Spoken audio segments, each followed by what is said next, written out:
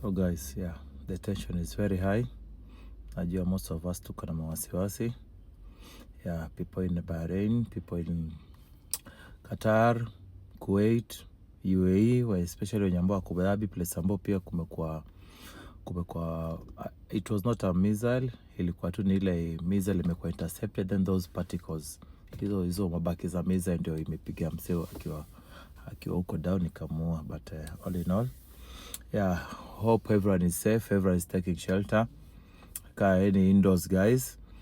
So try to know people around you. This is the time sasa ya kureconcile na Mungu wako. Anza kutubu dhambi zako zote. And this also is the time to know the kind of family you have. Kwa sababu by now most of the people even back at home wananiuliza, are you guys okay? Wanajua what's happening. So this is the time pia uanze kujua kuwa these people, do they really care about your well-being? Saizi venye kwa station zote za TV hata home ni hiyo inaongelewa ya Iran, US and Israel inaongelewa.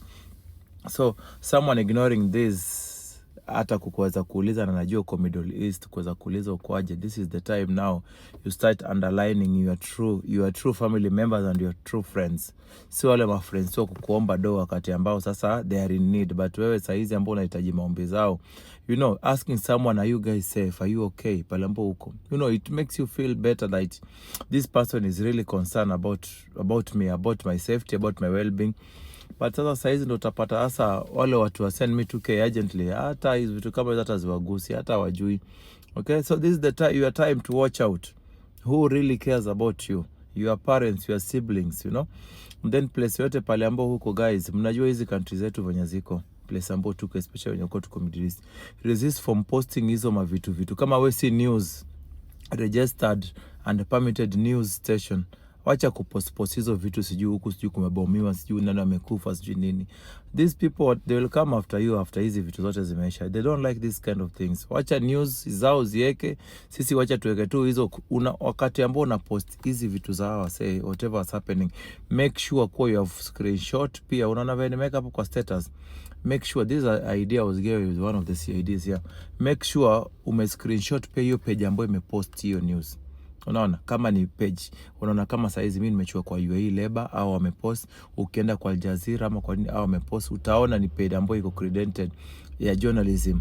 So hiyo hata ukipost hawezi kuuliza, wataendea wale in case wako na maswali yote, hawezi kuuliza. But usichukue ma video zako hapa alafu kisha unaanza kutupostia, bro, utashikwa peke yako, utadipotiwa peke yako. These people watakangi ujinga. Naona.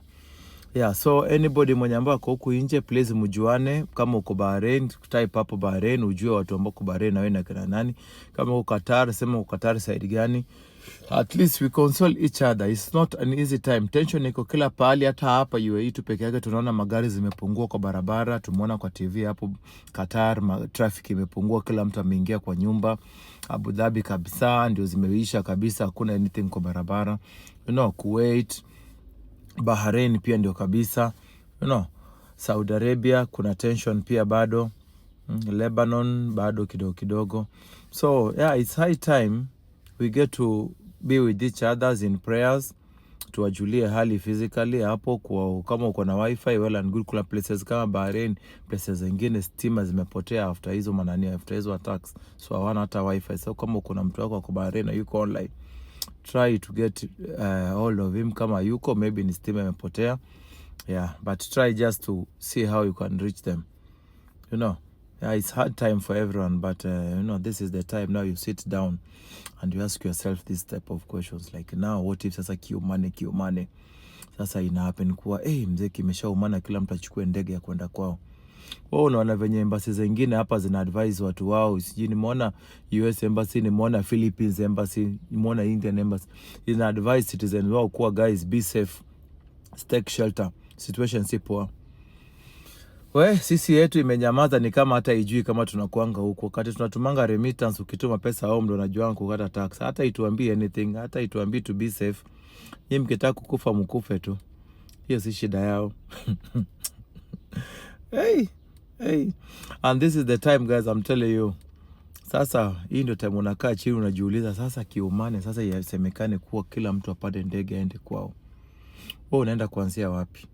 You know, umekaa huku 10 years, 20 years, 15 years. These are the moments zenye inafaa ukae chini usemange, what if kiumani tu sasa ikuwa ati ni leo sasa kama kesho sasa kila mtu atoke huku kumeumana. Wewe unaenda kuanzia wapi? Wherever you are here, we always advise you guys, think about tomorrow. You never know what tomorrow holds.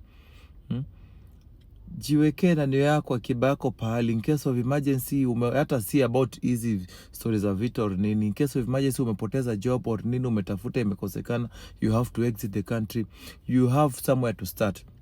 Kama ni ukashake ulibai pahali, nunua.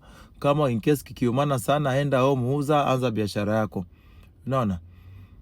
And this is most of the times when mimi huambianga usifanyange projects na pesa za loan. Unaona, especially hizi makujenga manini, kwa sababu saa hizi in case kitu kama ikiumane, asa job imeisha, sasa wewe unafaa kwenda home. Hiyo ndio banki na ufurahianga na kuambia saa hizo it's laughing with his wide open mouth open. Yani unaona mpaka zile premolars za huko mwisho, molars not premolars, molars za huko mwisho, zile zinaitwa meno ya Christmas, kwa sababu tunajua now they will retake your property ile mboko umeka kama assurance yao. Unaona? So these are the times zenye unakaa chini unajiuliza, we Mungu wangu, nimekaa huku 5 years, nimekaa huku 10 years. Sasa hizi niambue tu wewe in the next 5 hours nafaa uwe umelandi JKIA. Naenda kuanza wapi? Najua wengine wetu watasema God is in control, sijui na nini. Hapana, 10 years umekuwa huku, God amesha take control enough. Now it's high time you take control yako. 15 years, mimi niko na beshte yangu amekaa huku 27 years. 27 years, the best thing beshte yangu amefanya, ameenda Ushago kule, ni mjaka, amejenga Simba. Simba ni zile nyumba wajaka wanaelewa na Waluya, zile nyumba ndogo ndogo zile ambazo unajenga kwa boma. Kwa sababu ya nini? Ukiwa huku kwa kazi moja inakulipa 1500 tao, umekaa kwa hiyo kazi, uliandikwa mshahara wako ilikuwa 700, sasa hizi ndio imefika 1500, wewe una feel like umegrow. But for the span of 20 years, 15 years, that ndio umegrow, umefika 1500 from 700. Hauja grow, that has been stagnant. Kuna watu ambao wanakuja sasa hizi hapa na jobs za tao 3, jobs za tao 4. You know, you could have asked this, you could have walk around and see how people are growing. Kuna growing zingine zenye you are not different na mtu ambako stagnant na growth. Ukiniambia for the last 10 years umeongeza mshahara 700, hiyo si growth, hiyo ni stagnant growth. Hakuna kitu ambayo 700 na kuongezea in that much. No. So yeah, anyway, let me not talk much. Please guys, stay safe. Wacha tuombe tu kila kitu rudi poa. We left our home alive, healthy. We have to go back alive and healthy, you know, to enjoy the fruit of our labor. Hii sacrifice yote ambayo tumesacrifice ukiwa huku nje, it doesn't go into waste. No, we decree and declare that we'll never go back home in body bags. That's no, not us. Sisi ni watoto wa Mungu na tunalindwa na Mungu, and Mungu anaona vile tutatesekea familia zetu. Yeah, so atatu protect. So before Mungu akuprotect, wewe pia jiprotect. Hapo nyuma yangu kama mnaweza ona kuna magari mob zinaingia, kila mtu ako tu kwa tension. Hii si time magari zinaingianga kutoka jobs. Yeah. So zinakuja vibaya sana. I hope, yeah. Let us just pray. Let us just pray, guys.